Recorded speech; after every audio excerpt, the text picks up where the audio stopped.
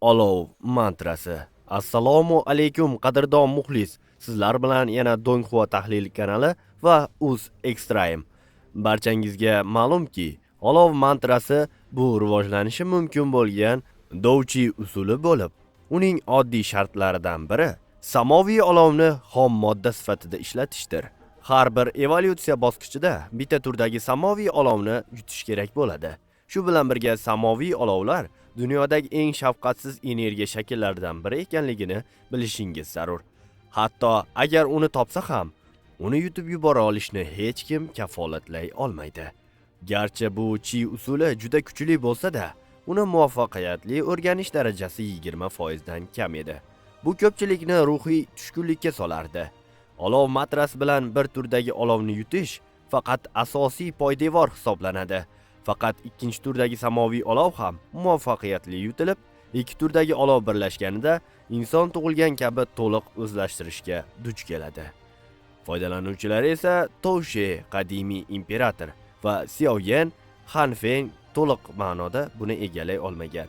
Yao Chen Xiao Yanga olov matras haqida: garchi bu texnika sening eng vahshiy tushlaringdan ham xavfli bo'lsa ham, uning potensiyaliga shubha qilmayman. Agar u haqiqatdan ham mukammal o'rganilsa, Dovchi qit'asidagi bir necha noyob iste'dodlarni hisobga olmaganda hech kim senga teng kela olmaydi.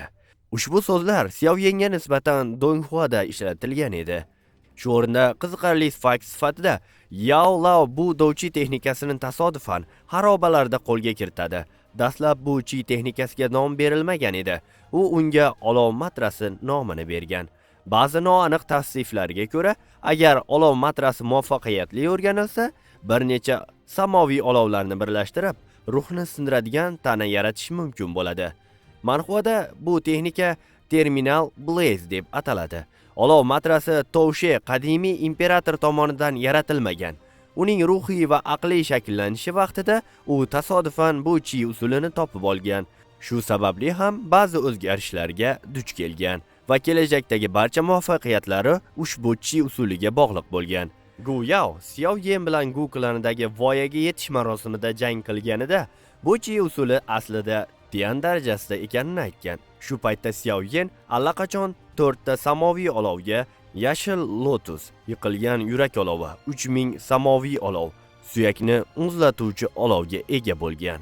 Videorolik so'ngida shuni eslatib o'tmoqchimanki, Osmondagi janglar animesiyasini sifatli dublyajda va original formatda faqatgina Banana TV ilovasi orqali tomosha qilishingiz mumkin.